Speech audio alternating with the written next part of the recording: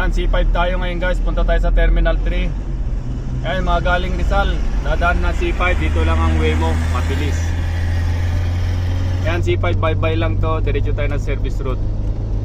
Ayan, kung nakikita nyo ginagawa yan, skyway yan. Pwedeng kumanan dyan papuntang McKinley sa may Bayani Road. Pwede rin duman dyan, pero traffic dyan sa area na yan. So dito na lang tayo sa service route. Ayan, yan, may kumanan na jeep, oh, yun. Pwede dyan, pero mas mabilis pa rin dito sa may service road. Ang tumbok mo dyan, Bayani Road. Tapos Luton, Gate 3. So diretso lang tayo sa C5. Ayan guys, yan na yung tutumbok na ng expressway pag nasa kaliwa ka. And then sa second lane, pwede naman sa C5 extension, tatawid ka ng expressway.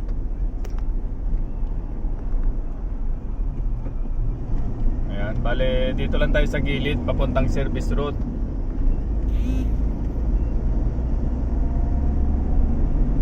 Ayan, Cavitex.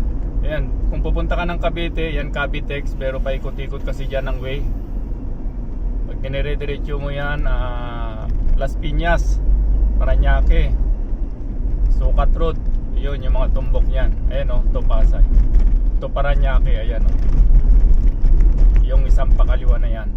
Yung kaliwa kanina, expressway yun to south. Ito naman C5 extension. Ayan, papuntang Las Piñas, Bacoor, pwede dyan. Saka Parañaque. Terminal 1, pwede rin dyan kung maluwag na yung kalsada dyan.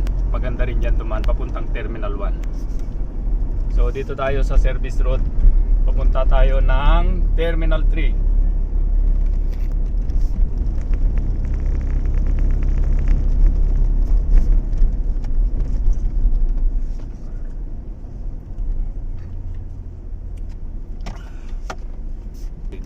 Ayan o, pakanan na tayo guys sa service road. So ito yung sinasabing service road sa expressway. Hindi ko alam kung east ba to o west. Ito? Oo. Ano?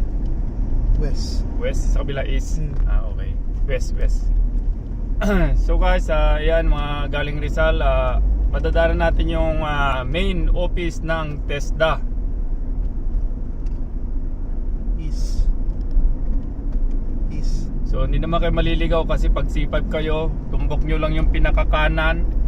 Service road na yon, tumbok nyo. So dead end naman yon, kaya kanan lang. Tapos yun, katabi mo yung skyway. Yan, skyway yan eh, sa kabilang expressway.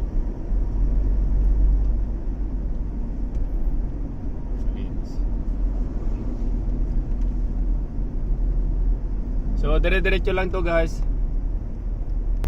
Ayan guys, yung TESDA. Ayan, yan ang main office ng TESDA. So makikita naman yung signboard. Ayan, diretso lang tayo.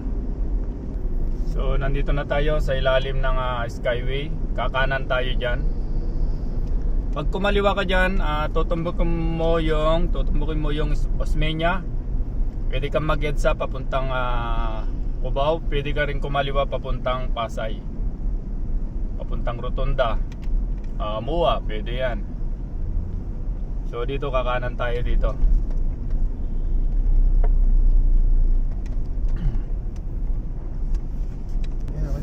Ayan, pakanan na tayo.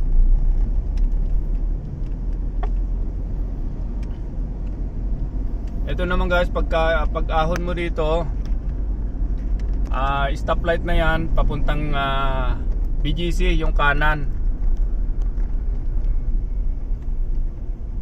Ayan, papuntang BGC yung kanan.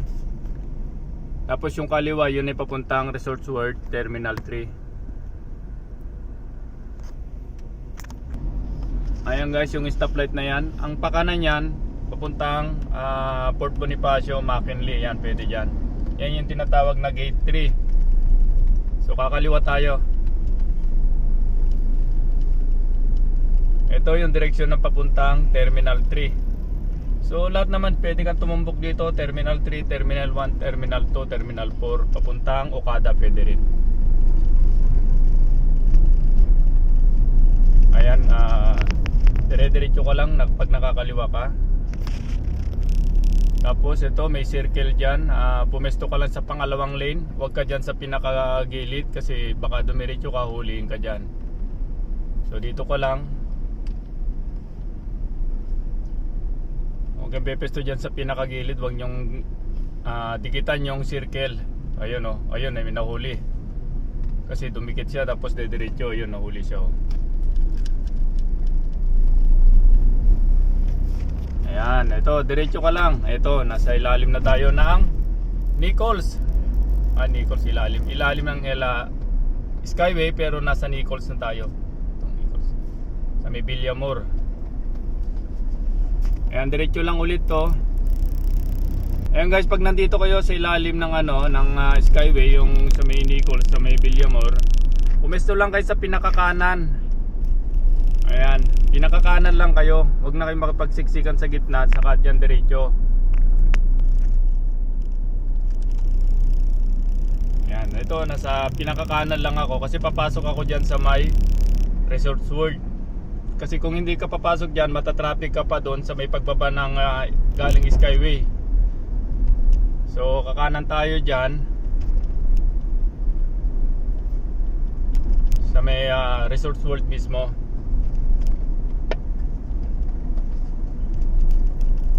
Ayan, may signboard naman yan, Toniacs, pero matatraffic pa kayo kung dediretso dyan. So ito guys, sundan nyo to. Ayan, kakanan tayo dito.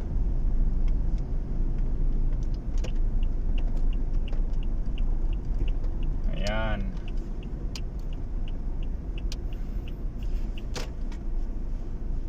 Ayan, may konting build up yan kasi lobby ng Resorts World, pero bihira magka-build up yan. Mas mahirap talaga sa kabila kasi talagang red doon mahaba red. Ayan, pag nandito tayo medyo daandal lang kasi may mga tawiran dito sa baba.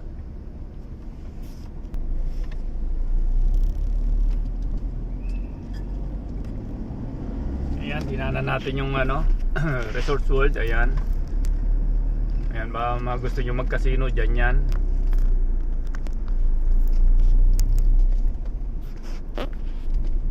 And then dire-diretso lang muna guys.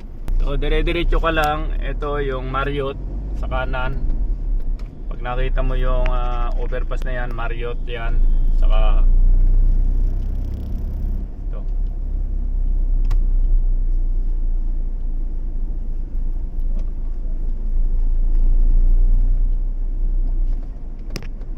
Dire-diretso lang.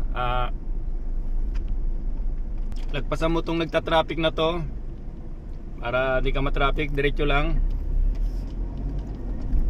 Paglagpas mo dito, abangan mo na yung may pakaliwa dyan.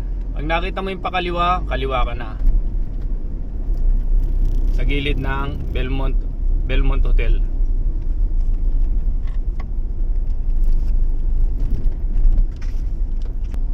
Ayan, ito.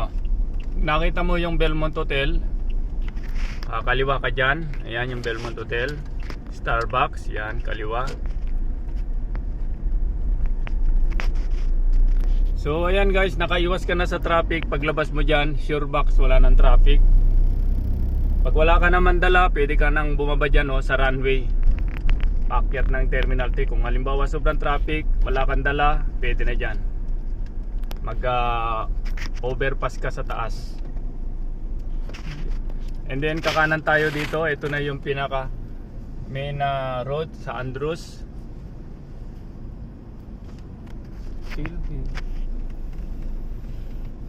Ayan, Andros. So paglabas dito guys, dahan-dahan lang kasi medyo tuloy-tuloy yan dahil galing sila sa traffic. Medyo mainit ang ulo ng mga yan. Kaya i-sure mo na pagpasok mo ay libre.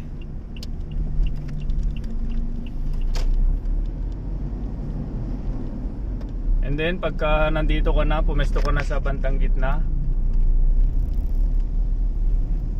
Ayan, diretso lang. Paglagpas mo ng stoplight na nagbi-blink na yan, kasi bihira paganahin yan sa may gasolinahan na to, yung Newport Total, pupesto ka na sa pinakakaliwa.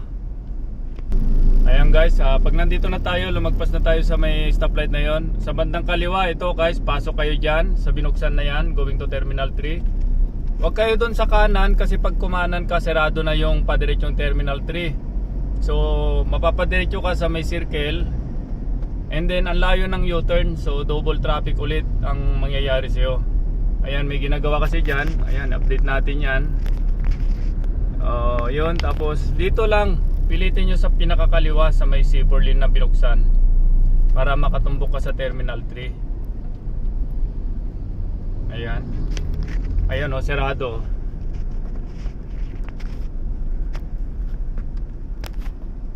Ayun o, serado yan. Wala ka nang lulusutan dyan. Saan tayo pa? Ayan, pagka nandito ka na guys, palabas ka na dito sa may bilog. Pumesto ka na sa pinakakanan para hindi ka mahirapan pagpunta sa departure. Saka yan ang pinakamaluwag na area. Ayan, dito ka, gumitgit ka sa gilid. Ayan. Kasi ngayon medyo may traffic na naman. Anong oras na? Alas 2 pa lang ng hapon ngayong Biyernes guys. Ayan guys, nakalusot na tayo. So sa baba ngayon ng traffic, ayun oh. Sa taas, libre pa ngayon. Friday, hapon, mag-alas 3 na, pero maluwag ang Terminal 3 dito. Pero maya maya, sigurado, traffic na yan dito. Kaya pagka pupunta kayo ng Friday dito, medyo hapon ng flight, medyo langanin kayo, agagaan nyo na lang. Yan, sa Terminal 3 rin tayo, departure. So sana may mapulot kayong aral sa video ito. Thank you so much. Boy Kalye, paki-share and follow. Thank you.